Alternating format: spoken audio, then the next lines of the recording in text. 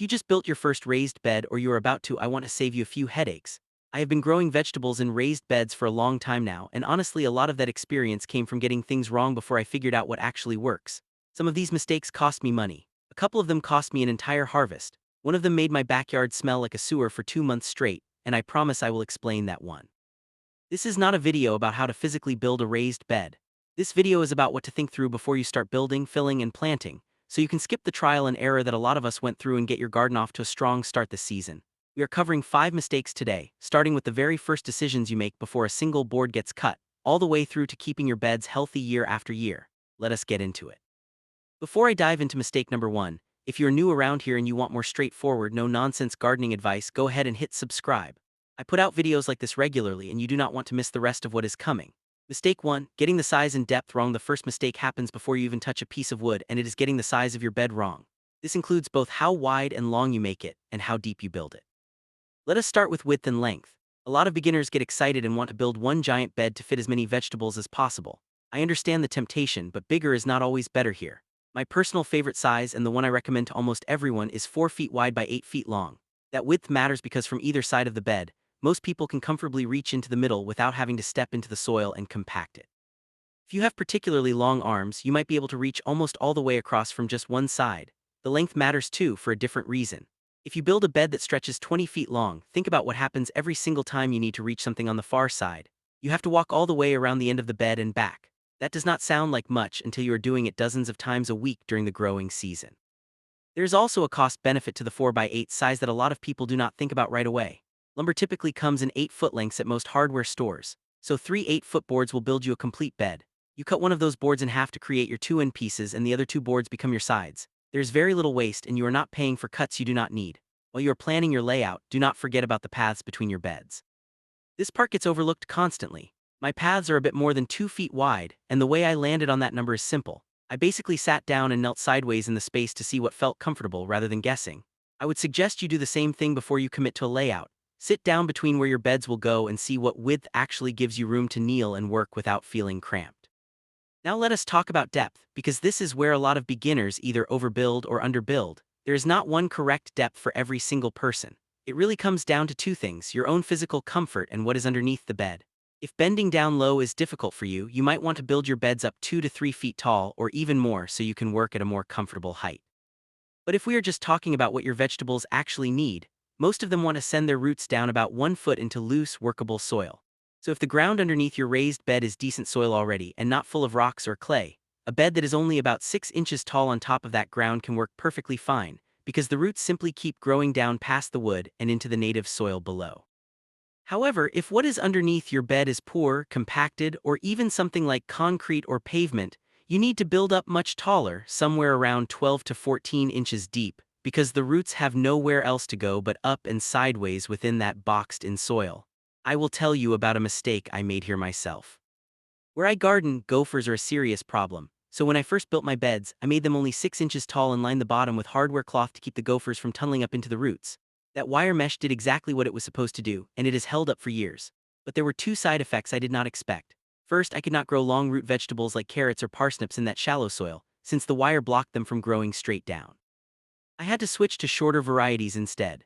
Second, when I tried to set up a simple teepee-style trellis for climbing beans, I could not drive the stakes down far enough to anchor them properly, since the wire was right there blocking them. The first decent wind we had knocked the whole trellis right over. When I expanded my garden and built new beds later, I doubled the depth to 12 inches by simply stacking a second board on top of the first. And honestly, that is one of the best things about simple framed raised beds. You are not locked into your original height. You can always add another board later. All you need is a small block of scrap wood in each corner, and maybe one more along the middle of each long side, to screw the new board into and keep everything from bowing outward. I am actually planning to go back and add a second board to all of my shorter beds over the next couple of years for exactly this reason. Mistake 2, choosing the wrong material. The second mistake is picking the wrong material to build your bed frame out of, or assuming you need an expensive material at all. Here is something a lot of beginners do not realize. You do not actually need any built frame to have a raised bed. You can simply mound your soil up 6 to 12 inches high directly on the ground and plant right into that pile. You still get the drainage benefits and the loose soil texture that make raised beds so effective, and you save yourself the cost of any lumber or material whatsoever. That said, if you like a tidy, defined garden the way I do, having actual edges makes a real difference, both for looks and for keeping soil contained. If you decide to build a frame, wood is generally the most affordable route. Basic untreated lumber like plain Douglas fir is the cheapest option to start with. Cedar and redwood cost more upfront, but they tend to resist rot longer, so you get more years out of them before you need to rebuild. What you want to stay away from is treated or compressed lumber. It is not treated with the old arsenic-based chemicals anymore, which is good, but modern treated lumber typically uses a copper-based compound instead, and that compound is not approved for organic gardening. Nobody knows for certain how much of that chemical actually leaches into your soil and your vegetables, but personally, I would rather not take the risk. I have made peace with replacing my untreated wood every 6 or 7 years instead of gambling with treated wood that might last longer but comes with an unknown health trade-off. If wood does not appeal to you, there are 2 other materials worth knowing about. The first is fabric raised beds. These work a little differently from wood frames because the fabric allows air to pass through the sides. When plant roots reach the edge of a fabric bed, they sense that oxygen coming through, and instead of circling around and around the way roots do in a solid pot, they actually split and branch out. It works almost like pruning a plant from the top, where cutting it back encourages more branching. The result is a much healthier, more fibrous root system below the soil. I grew a large batch of sweet potatoes in 2 4-foot by 4-foot fabric beds last year, and the harvest was enormous. I pulled somewhere around 86 pounds of sweet potatoes out of just those 2 beds. The last option is metal raised beds. These come in a wide range of designs and heights, and they will outlast almost any other material by a wide margin. The trade-off is cost. Of everything we have covered, metal is going to be the most expensive option going in, but if you want something you will likely never need to replace, it is worth considering. Before I move on to soil, I want to hear from you for a second. Drop a comment below and let me know where you are watching this from and what growing zone or climate you are gardening in. I always find it interesting to see how many different climates end up watching these videos, and it helps me know what to cover in future ones. Mistake 3. Filling the bed with the wrong growing medium. The third mistake is filling your new bed with the wrong material. And this is honestly where people either save the most money by doing it smart, or waste the most money by doing it wrong. A lot of beginners assume they can just scoop soil from somewhere else in the yard and dump it into their new raised bed. I understand the appeal, especially if you already have soil sitting around from digging something else, but this almost never works the way people hope. Regular garden soil, even good soil, tends to compact once it is boxed into a raised bed, and compacted soil defeats the entire purpose of building a raised bed in the first place, which is loose, well-draining soil that roots can move through easily. Clay soil is definitely off the table, since it holds water and compacts even worse.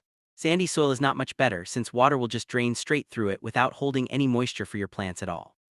Instead, you want to fill your beds with an actual potting soil or a raised bed mix or good quality compost. If you happen to have a mushroom farm anywhere near you, it is worth looking into what they do with their spent mushroom compost. A lot of them will give it away for free, since they simply need to get rid of it, and all you have to do is haul it and shovel it yourself. Now if you're building a bed that is quite tall, say 2 or 3 feet, filling the entire thing with premium soil mix can get very expensive very quickly. Here is the good news. You really only need that premium mix in the top 12 inches, since that is roughly where most of the active root growth and nutrient uptake happens. Below that, you can fill the rest with organic material that will break down naturally over the coming years. Start with larger branches and limbs at the very bottom, then add a layer of smaller branches above that, then twigs, and finish with a layer of leaves closer to the top. Over time, all of that will decompose into rich soil throughout the bed. Just be aware that beds filled this way will sink a little bit each year as the material breaks down, so you will need to top them off periodically, which we will talk about in the next section anyway. There is one filling mistake I need to warn you about directly, because it is an easy trap to fall into. Do not fill your beds with grass clippings. It might seem like a convenient free source of organic material, but fresh grass clippings decompose in a way that produces an incredibly unpleasant, sewage-like smell, especially every time you water. This is not a minor whiff. It can linger for 2 months or longer, trust me on this one. Mistake 4, skipping the mulch. The fourth mistake is skipping mulch altogether, and this is one of the simplest fixes on this entire list. Mulch does 2 big things for your raised bed. It keeps weeds from taking over, and it holds moisture in the soil so it does not evaporate away in the sun. If you use drip irrigation like I do, laying mulch over the top means almost none of that water is lost to evaporation, since it never gets direct sunlight hitting the wet soil. If you ever want proof this works, just pull mulch back in one spot and leave it uncovered nearby, and you will notice the covered soil stays noticeably damper than the exposed soil right next to it. Beyond moisture, mulch saves you real money on your water bill. And if you water by hand instead of using drip lines, it can save you a significant amount of time as well, since you will not need to water as often. There is one planting rule that is easy to forget. When you go to plant something new in a mulch bed, Do not just plant on top of the mulch, and do not bury the mulch into the soil either. Instead, pull the mulch aside, plant directly into the bare soil, and then pull the mulch back around your new plant. If you bury mulch directly into the soil, it will start pulling nitrogen out of that soil as it decomposes, which takes nutrients away from your plants right when they need them most. One more thing worth knowing, especially if you deal with snails or slugs in your area. Avoid mulching with straw or pine needles if that is a problem for you. Those materials create perfect hiding spots for slugs and snails to shelter in during the day. I learned this one the hard way myself. I used straw as mulch heading into our rainy winter season, and I ended up with a much worse slug and snail problem than I had ever experienced before, all because they had a comfortable place to hide right in my beds. Mistake 5. Neglecting the bed long-term. The final mistake, and one that catches a lot of beginners off guard, is treating a raised bed like a one-time project instead of something that needs ongoing attention. This really covers two things: refreshing your soil regularly and protecting your beds through the winter. Let us start with refreshing the soil. No matter how you originally filled your bed, whether it was all potting mix or a layered mix of branches and compost, you're going to lose soil volume every single year. This happens through erosion, general settling, and simply pulling plants out at harvest time, since some soil always clings to the roots and leaves with the plant. To deal with this, I add a fresh layer of compost or potting mix to the top of my beds, usually about 1 to 2 inches, both in spring and in fall. I do not till it in or mix it with the existing soil. I just let it sit on top as a layer. This does a few important things at once. It keeps your root zone as deep as your plants need it to be. It creates a physical barrier over the previous year's soil that can help bury disease, spores, or bacteria left behind from earlier crops. And it feeds fresh organic matter to the beneficial bacteria and worms living in your soil, which slowly pull it down and work it into the bed for you. The second half of this mistake is winter protection, and this is the one most beginners skip entirely. By the time fall arrives, most of us are tired from a long growing season and just want to walk away from the garden until spring. I understand that feeling completely, but skipping winter care is a real mistake. If your winters get cold and icy, your soil needs protection from freezing. If your winters are simply wet, your soil needs protection from erosion instead. There are two solid ways to handle this. The first is simply laying down a thick layer of mulch over your beds before winter sets in, which protects the soil's surface either way. The second option is planting a cover crop, which is essentially a living blanket of green that holds your soil in place with its roots. In colder climates, options like winter rye, crimson clover, and hairy vetch handle the cold well. If your winters get cold enough to kill these plants outright, you do not need to worry about them becoming a problem later. But if your climate is mild enough that they survive and start to flower, you want to mow them down as soon as you see flower buds forming, before they go to seed and turn into a weed problem. Leave the cuttings right there on the surface of your bed.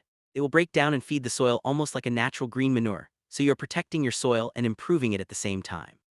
So to recap quickly, the 5 mistakes to avoid are getting your size and depth wrong, choosing the wrong building material, filling your bed with the wrong growing medium, skipping mulch, and neglecting your beds long term once the first season ends. Thanks for watching, and I will see you in the next one.